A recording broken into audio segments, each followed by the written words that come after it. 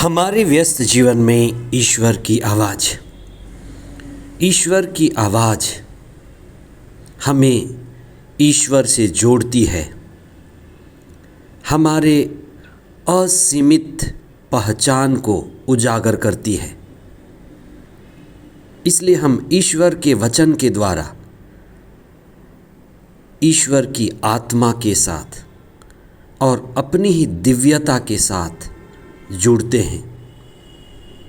आज हम इस पर चिंतन करें कि हमारी सीमित पहचान पर्याप्त नहीं है। हमें अपने असीमित पहचान को खोजना है, पाना है और स्वयं को ईश्वर में स्थापित करना है।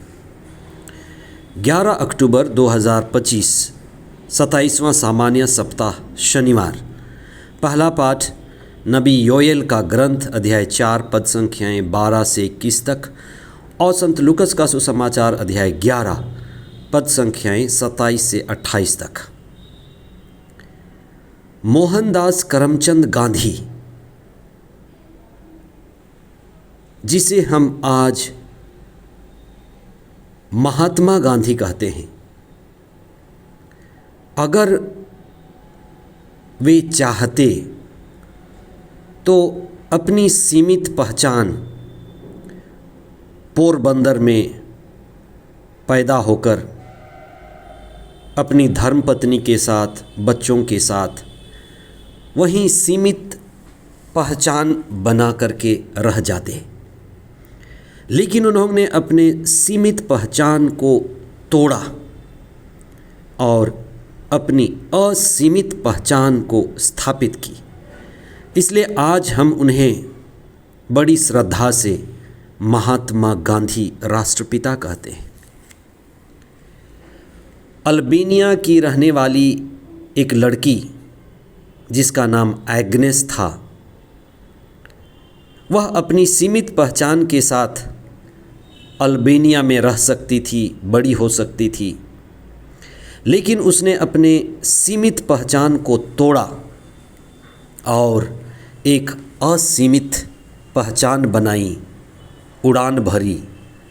आज हम उन्हें बड़े प्रेम से संत मदर तेरेसा कहते हैं। हम सभी के जीवन में संभावनाएं हैं। एक, हम अपनी सीमित पहचान के साथ जहाँ भी पैदा होते, बड़े होते, वहीं सीमित ढंग से संकुचित जी करके मर सकते हैं।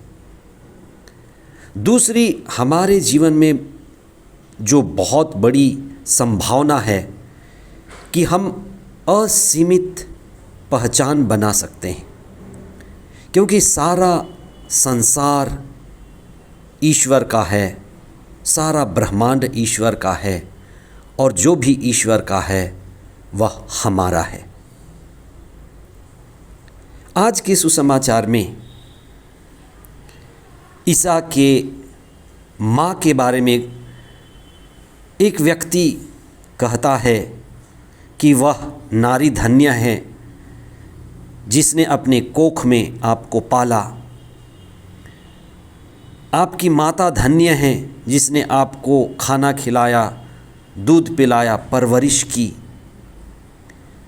ईसा ने उस व्यक्ति के इन बातों पर ध्यान नहीं दिया। ईसा के अनुसार ये बातें सीमित पहचान है। ईसा सीमित पहचान पर नहीं रुके।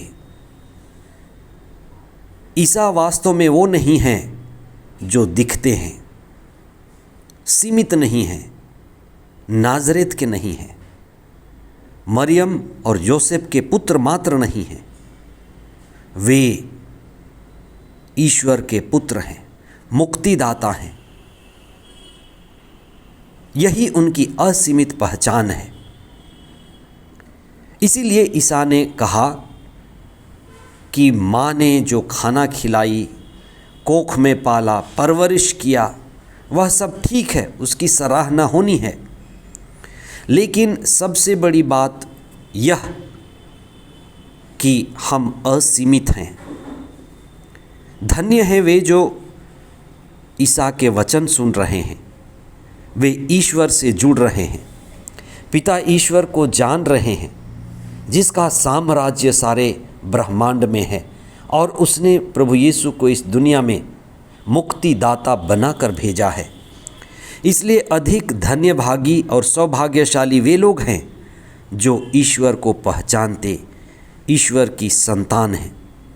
वे सभी धन्य भागी लोग हैं जिन्होंने ईसा की वाणी को सुना और ईश्वर को पहचाना, ईसा को मुक्तिदाता माना और अपने जीवन को ईश्वर के साथ जोड़ा।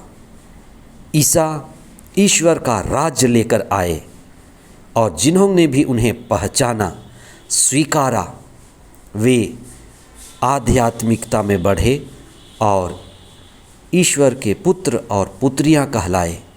वे मुक्ति के नज़दीक अपने जीवन में आत्मा, चेतना और प्रभु की कृपा से आनंदित जीवन बिताते हैं।